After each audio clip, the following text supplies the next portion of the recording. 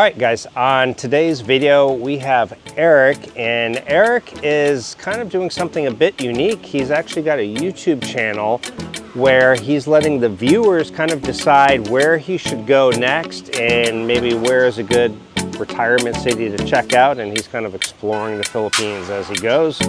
We're gonna get his story coming up next.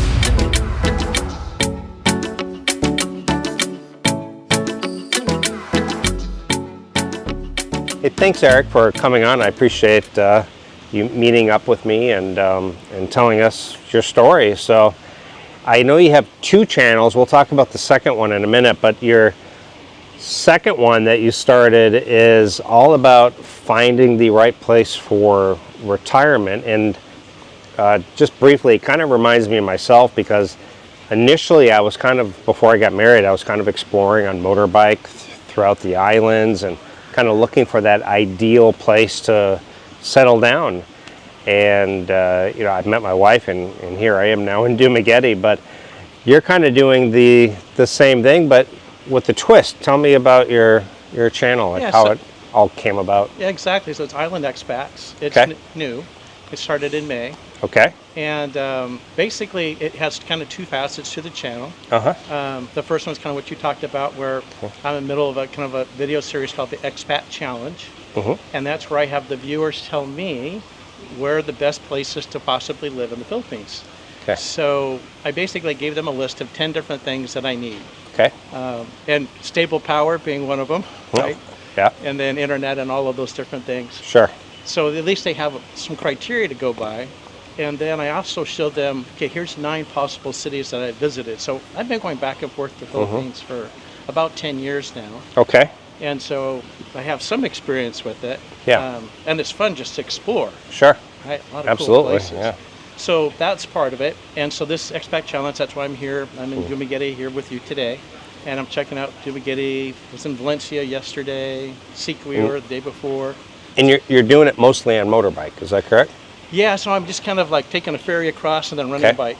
And so ferry to ferry and kind of going from there. Hey guys, make sure when you're traveling out here in the Philippines, especially when you're on a motorbike, well, make sure you wear your helmet for one, but also protect yourself by carrying travel medical insurance. You can get a quote today by clicking the link below. Don't forget it. Very important. A lot of things could happen to you while you're here. I mean, I've known expats who've gotten dengue fever, stomach virus is so bad they got hospitalized, and unfortunately motorbike accidents. So don't forget the helmet, and don't forget the travel medical insurance.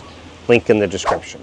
So that's one part of the channel. The other part of it is a program called Expat News, and it's basically a weekly news program of the Filipino vloggers. Okay. And the idea kind of came from, I've been watching Entertainment Weekly kind of. Yeah, it is. It is kind of like Entertainment Tonight or something, right? Okay.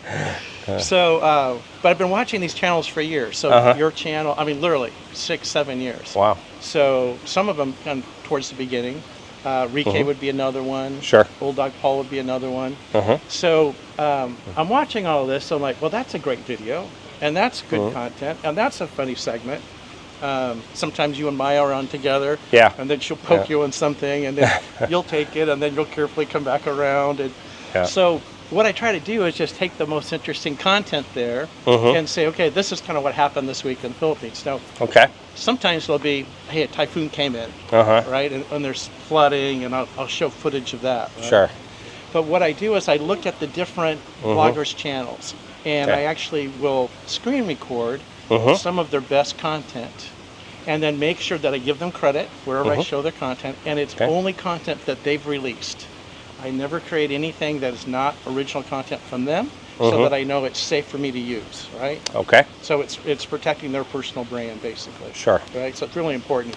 The whole idea is to have the best kind of cream of the crop come up and say, okay, watch this channel and these videos. Here's some really good information. So within my weekly program, Expat News, there'll be the video of the week. And so it'll say, okay, this week is Jew and Maya, and they decided, you guys had a segment where you talked about whether you have kids or not. And you kind of talk both sides. Well, maybe we should, maybe we shouldn't. And so great content, people are interested. Right? And so it's easy to tell because I can look at your view count of that particular video. Right. So if it's hitting, Yeah, exactly. and then it works. So that would be kind of an example. So, and then I have a little segment where it's kind of a takeoff from Every Man Has a Story. It's Every Couple Has a Story. It's just a segment within the Expat News. Yep. And then I'll focus on, okay, how did Rike and his wife meet? And then whatever he's released about his story that he releases to the public and he's comfortable with. Then I'll take little segments of that's, little snippets that's interesting. Yeah. And then I'll tell their story. Okay. So whenever I can, I try to find where they've actually met, where they're from, some of the background. Sure. And so as part of this, what happens is I have to look at all of these videos that come out each week. Right. And I track kind of the main channels. And then there's a whole couple of tiers. Yeah. And there's literally over 100 channels of just Philippine bloggers. There's a lot now. There's just a lot. Like we were making the joke, they handing out the vlogging cameras as you get off the plane now, I think. That's exactly what it feels like. So it's interesting because there are some that are coming in that are a little more polished in cinematography. Sure. Right? And it makes everyone kind of have to up their game a little bit, especially sound. Sound's the death of it. If you can have good quality content, but if your sound's not good, nobody wants to watch it. Yeah. That's what I was told, that the video they can kind of put up with a little bit of shakiness, or maybe it's not 4K, but the sound, that is the number one reason people turn off a video usually. So Steven Spielberg, when he talks about making movies, said that at least half of the experience is the audio. Right. So we put on the special effects and things like that. And that's great. And there's a place for some of that, but you can spend your whole time editing. You can start playing those games. And then I don't know how much that adds. I think a little bit of editing is good, but I think the sound quality is probably the most important part. Yeah, I think so too. So that's one area, like when I first put this all together, for a whole year, I just studied sound. And I had to figure out, okay, how do I create this? What type of mics? What do they do? There's a big learning curve in all of this. Yeah, there is. It's progression. You kind of get better as you go. You improve your equipment. So, so you've been all over, or you've been to, I guess, Luzon already. Yep. Now you're kind of doing the Visayas. Right. And you have been to one place in Mindanao, Cagayan de Oro, CDO. Cagayan de Oro. Okay, so as of right now, on your journey, what is your favorite spot? I think right now, I'm going to go by just how the people have kind of been interacting with me. Yep. And I see some big differences. In fact, I'm a little shocked. Okay. So I expected in the Manila area to be kind of like the New York City of the U.S. Sure. Right? Less friendly, more, high population, 20 million people. Yeah. Expected that. Okay. Right? Got to Cebu City. Thought it would be kind of the same thing. I think it's 4 or 5 million people over there. Yeah. And they're super nice. Yeah, they are. They're very friendly there. Yeah. Really, really friendly people. From the hotel staff to, even some of the taxi drivers or whatever I was doing. Yeah. I was really surprised. In fact, when I was in southern Cebu, in like the Aslab, Santander area at the tip, kind of across from Dumaguete, the people are so friendly that you kind of have to allow time to have a conversation. Sure. Because they kind of, no matter who you're talking to, whether it's just the waitress or the port security guard or whatever, you start interacting. Right. And then they want to kind of have a conversation. Yeah. So some of the friendliest people I've met so far have been in Cebu. Now, coming across, taking the ferry, super easy to Dumaguete, right? It is, yep. And it's not that people are unfriendly here, but they're a little bit more standoffish. Yeah. Does that make sense to you? Yeah, and I have felt the same here as well. And I think it's just because the number of foreigners, and I think they deal with us every day, and so they get to experience the bad ones too. And unfortunately, I think that kind of carries over. They just remember. People always remember their bad experience over. I was mentioning to you earlier before we started the video about I was in the Why Not just having lunch, and then there was a foreigner giving the waitress a really hard time. Yeah. Just because she hadn't brought the orange juice yet. And he was really ugly. It was like, okay, one more word, I'm going to stand up and say something here, right? The ugly American, yeah. And it's like, so if you get enough of that, you probably get that type of reaction. Right. You start grouping us all into that category, unfortunately. Yeah. Which is unfortunate because we're So. guests in this country. Right. We should be respectful to these people, Mm-hmm. right? They're allowing us to be here. Right. And from my travels, I've traveled quite a bit around the world. Mm-hmm. China, Taiwan, Japan, Europe, Middle East. Mm-hmm.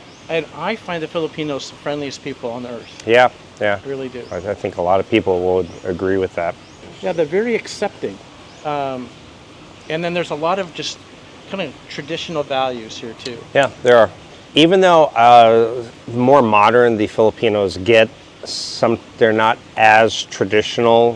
They're stepping away from that, but they're still very open to traditional roles. Right. Like, in other words, the women, even if she's got a degree, she's making money, they usually have no problem stepping into the traditional role of being a housewife and taking care of the house and the kids. And, they're usually okay with that. So. And it feels like on the Western countries, especially the U.S. right now, it's like we're at a crossroads. I mean, the issues that are coming up, now this like gender identity thing, right? Yeah. Oh, yeah. It's not what you were born with, you get to choose. It's like, choose. You what? toss a coin in the air and choose. It's like, Well, so, you could be a rabbit. Yeah, exactly, totally, right? Yeah. So just some of that, it's nice to kind of get away with that. Yes. And then from California, here I'm more of a traditional values type guy, and I'm becoming the minority there. Right. Yeah, sure. Right. I mean, it's pretty liberal compared to the rest of the U.S. So, I don't know if you quite answered the question or not. Are you saying Cebu is kind of your favorite so far? Well, or? I'm going to go down to Bohol next. Okay. And then I still have to do another trip around, and then I want to do Okay. Mindanao. So I need to go to Davao, and then I'm going to do the whole kind of top north portion, and then come out at CDO. The people were friendly in Cagayan de Oro when I was there before. Yep, they are. And one of my favorite spots. It's not so much the interaction with people. People are fine, but it's just the vibe is Siargao Island. Yeah, yeah. So I don't know. My wife will be going there in about 3 weeks. Yeah. Okay. So I've been there a couple times. I've surfed that Cloud9 break over there. And the people are friendly. They're not, but I feel like it's different. So still figuring it out as I kind of tour around. Okay. But I would say from a people interaction standpoint, I feel like the Cebu people are the most engaging. Yep. I would not be surprised if Mindanao is the same. And for me, Mindanao was the friendliest, in my opinion, that I've been to. And then I guess I'd ask you this, because you've lived in Davao in that area, right? Yep. Okay. Yep. It seems to me there's kind of a cross between the Spanish and the native Filipinos that creates a really beautiful person there. Is that my imagination, or is that true? Well, Davao has some of that, but there's an area called Zamboanga del Sur where they actually speak Chavacano, which is literally Spanish. And they say that the most beautiful women come from there, and a lot of people will argue this. And in fact, when I was a single guy, you'd look on the dating sites, and there's a lot of beautiful women in that area. So, yeah, a lot of people say that, and you'll have to check it out and tell us. Yeah, exactly. Drive around and kind of take a look at it. But yeah, so we'll see, because I'm still kind of early in the trip. I'm also curious about Bohol. It's a beautiful place, it looks like. It is, yeah. Right. Yeah. And then I think it's probably a little more open as far as the scooter and all of that. For sure. Bohol is one of those places you can much more safely enjoy driving a scooter without all the traffic like Cebu. Yeah. So, yeah. And even here near the universities in Dumaguete on the National Highway between the airport. Oh my God. Insane. It's insane. Like, wow. Do you have a city that you're in particular looking forward to going? I'm looking forward to Bohol. Bohol, okay. And then see, Tagbilaran, and kind of see what that's like, and then Panglao. Yeah, I'm just kind of looking to see if there's that interaction. I thought Dumaguete would be like at the top of the list for me. And I like the Darwin, Valencia area. Yeah. But the traffic here is a lot more than I expected. Yes, So it's great to have the access to like the restaurants on North Point and all of that. right. So if I were to do it, if I were in the city, I'd probably be more in the North Point area. Yep. So you have the convenience. Yeah. But yeah, I don't think I want to live in that traffic. Yep. So if I can find hear a you. place kind of like how Siquijor is, where it's kind of wide open, you got beautiful beaches, and I'm hoping Bohol's like that. Yeah. If not, I would say, based upon just what I've seen so far, maybe Mindanao might be another option. Yeah. So still early in the trip to kind of figure that out. But There's a lot to check out. So your ultimate goal, though, not as of right this moment, but your ultimate goal is to come here and to live here full time. yeah, so kind of the plan would be, so my parents are elderly, and so I'm still kind of helping with them. Right. And so for now, I'll go back and forth between the U.S. and the Philippines. Okay. And probably do that for a while. Okay. And then be able to spend more and more time here. Sure. And then hopefully at some point, I'm still young, I'm only 60, so I've still got time to go. Yep. But at some point, I hopefully have picked a spot, and then I can transition to the Philippines. Okay. Very good. That's kind of what I'm thinking. So again, your channel, you have 2 channels. What's the name of the first one? First one's Island Expats. Island Expats. Okay. And that's the one where you're looking to find the best retirement destination in the Philippines. Exactly. And your viewers are going to help you in the process about where to go. And also has the expat news, so it has all about the vloggers in the Philippines. That's kind of 2 parts of that. The other channel is called Life Across the Sea. Okay. And the idea is far away places, people, and culture. And so since I've traveled quite a bit, in my free time I like to just shoot, right? So I'm out there with the camera and all of that.